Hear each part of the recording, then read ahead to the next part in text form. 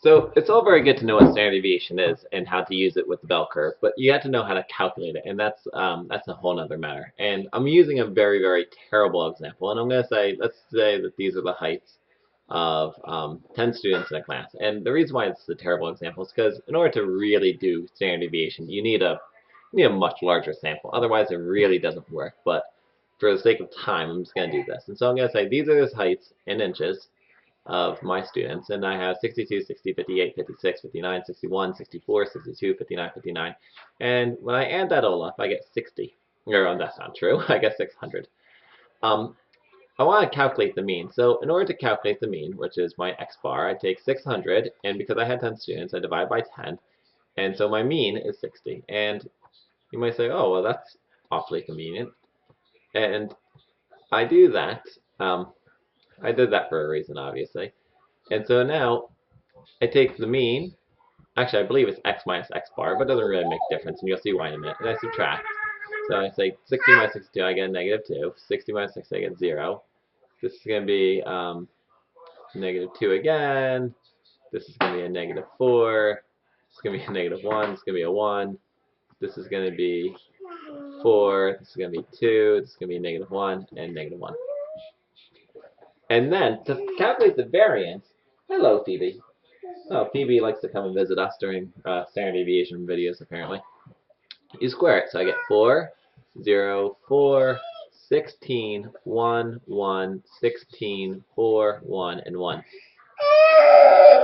You have to add up the total of all the variance scores, and when I do that, I get 4, 8, 24, 25, well, let's see, 4, 8, 24, that's 30, 40, 44, 45, 46, 47, 48. I get 48.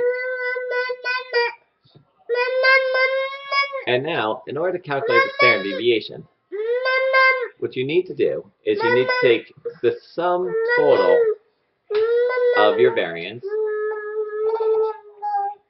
x bar minus xi, quantity squared, and you need to divide it by the number of people you had. So I'm going to take the square root of 48, and I'm going to divide it by 10, which means I need to find out the square root of 4.8. And luckily, I just happen to have my handy-dandy calculator here. So I'm going to do the square root of 4.8, and I get 2.19. And that's great. So my standard deviation equals 2.19. There is one last thing I want to point out. This is a standard deviation for the entire population. Sometimes it's easy to do a sample population. Let's say you have a huge population. So you want to do a sample population. What you do is you do the same thing. Everything's the same, except at the very end, you do x bar minus xi quantity squared, but you divide it by n minus 1. So instead of dividing 48 by 10, divide 48 by 9, and I would end up with, let's see, what's 48 divided by 9?